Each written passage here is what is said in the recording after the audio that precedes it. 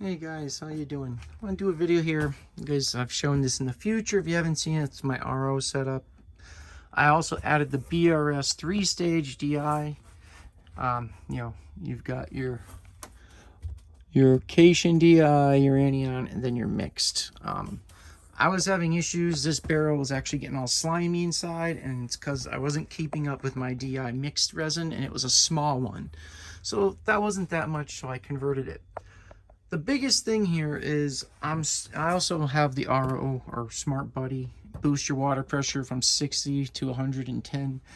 Also, you got to put it on a timer so it shuts off once a day. I shut it off every day for 5 minutes back on. That way, every time it turns on, it does like a flush of the membrane for about 15-20 seconds. Otherwise, it only does it every 24 hours of running. Anyways, I'm showing you this because I actually have a Apex pmup pump in there in the bottom because I'm sick of carrying barrels of water. I have to carry five 5-gallon barrels or buckets to my salt water station. So here is a 3/8 line hooked up to a pmup Apex pump. I wired it by buying a accessory adapter port extension wire for the pmup, and I cut it. Then I use thermostat wire. So both ends of the pump are different. So that way I didn't have to cut the pump. I used 1/2 of the wire to plug into the pump. And that part's up here. And then I spliced the other end. And I ran it across my ceiling here. Here's the 3/8 tubing. Now this goes up here. Then it goes through here. Keeps going through here. Keeps going. Now just so you guys know, there it is here. This is 50 feet of line. It goes all the way down here. It also has 5-foot head it's going up.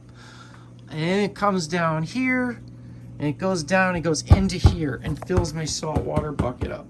Now, even speaking with tech support from Apex said it would work, but they said it probably wouldn't work great, but it would work.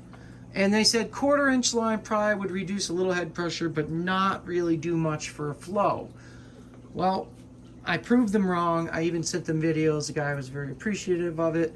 I ran a 3/8 line, and it flows out at this end with so much flow. I haven't filled the bucket yet up, but it's gushing out. Probably almost as fast as my 1.5 sink pump that's only going like 4 feet. So these pumps are quite powerful. They are a little noisy, but they're quite powerful. But if you run it with 1/4-inch, you're gonna have no pressure. I did try 1/4-inch, and there was a huge difference. I also have one inside here. This one here, that's a pmup pump. And that one's 1/4-inch, and it's only pumping to fill my freshwater reservoir. And it takes over 6 minutes to put not even 2.5 gallons in there. Where the other one's running 50 feet, going all the way over down, and it's filling that up, 3 times as fast. So 3/8 is the size on the pump, and you just use these 3/8, get a 3/8 push to depth coupling on it, and then you slide your RO tubing, 3/8 RO tubing on it. And it worked amazing. I can't believe how much flow comes out. I no longer have to fill this up every week by carrying buckets. I just hit a button. I also did add a optical sensor to it, so if I forget, it shuts it down. I have not finished the wiring. I just put this in last night. So I ran that down. I had to tie in another FMM module that will be mounted. And all the wires will be tucked behind, just like as I started doing here. All of these wires will be going behind, and then like this here, look at this. I have to cut a 2-inch one out though. As you see, it's bigger than that to get the plug through it. I'm thinking of replacing that one with this one. Then I can put this through and stuff the extra wire in the back or something, and then just have it come out up here and plug in. Same with all of these. You always have to have your Aquabus wire, which just plugs in right to here, because there's just 2 Aquabus plugs on here. One's for the unit and one's a spare. All my tubings though, these 1/4-inch tubings for the water changes, are all going behind there now. what I'm starting to do is I'm putting covering on them. It's a plastic covering. I know it's not the best light right there. Let me turn my light on. So what I started doing is putting plastic covering on them to protect the lines. This one here, I have to add some more onto it and extend it the rest of the way.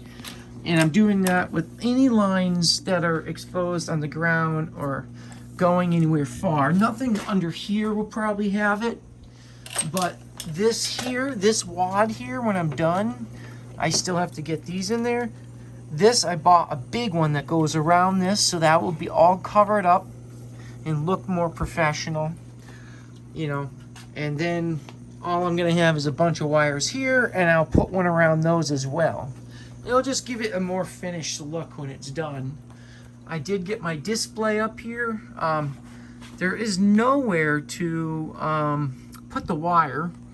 I could drill a hole here, but I have my lights, the power pack for those is right here and right here. So I can't drill in. For the time being, I just left it like this. It's a small wire. Tucked it inside. No one even sees it. And it comes out right here and plugs into this FMM module, which I'm using all the sensors. Now, this accessory port is to plug another 24 volt accessory in, like another pmup pump, but you do have to run power to it. Oh, see, mine just turned on right now. So here's an accessory. This is built in 100 watt power supply, so it can run 2 pmup pumps. Right now it's running my water top off, which is right there. It just turned on when we were talking.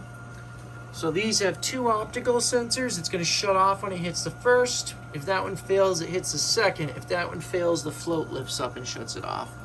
That way, and then the pump has a timer. If it runs for more than 4 minutes, while it's running, it's a code you write in, it's going to turn it off. So even if it stays running and everything fails and the float's up, it will shut itself off after 4 minutes. I also added the SPS kit for the Conductivity Probe. Conductivity Probe, it's that yellow thing you see, that's the SPS kit. That's what reads your salt. So here's your salt, 33.8. Now I had bubbles in there from my skimmer, and that was going all over the place. So they came out with this. I'm gonna show it to you. The SPS kit, okay? It's an adapter that you stick on the end of your conductivity probe. So it blows through and pulls water through those little holes, so it gets the bubbles out. And it's supposed to show this is how your graph normally looks, but Apex exaggerates. Those up and down graphs could be like 0.1 difference. A 0.05 difference is even huge. I wish they'd make them look more realistic. Then they're showing on the right side there where it's smooth, that's what it looks like after. Now mine's not that smooth after, because if you shut your sump off, your levels change like 0.05 to 0.1, but that's nothing. So this is the picture here, conductivity probe, put this on. Now this is 3D printed, not the best quality. This cap here barely stays on there. They should have made the nubs that hold it a little bigger. Then you gotta put your pump into there. Now I bought it as a kit, and it came, I wanted the sink pump. You can use the pmup pump, but the pmup pump is a wicked powerful pump. It can push 14 feet of head.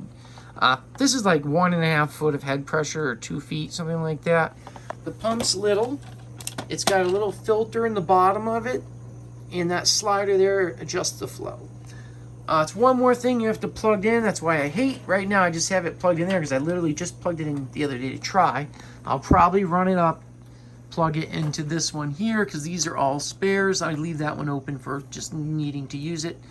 I'll probably plug it in there so it's plugged in and it auto shuts off under certain circumstances. Wired up to my switch here, so that shuts things off. I know I have another energy bar there, but I don't want all these wires going over there. The only thing going in that are the stuff that is over there.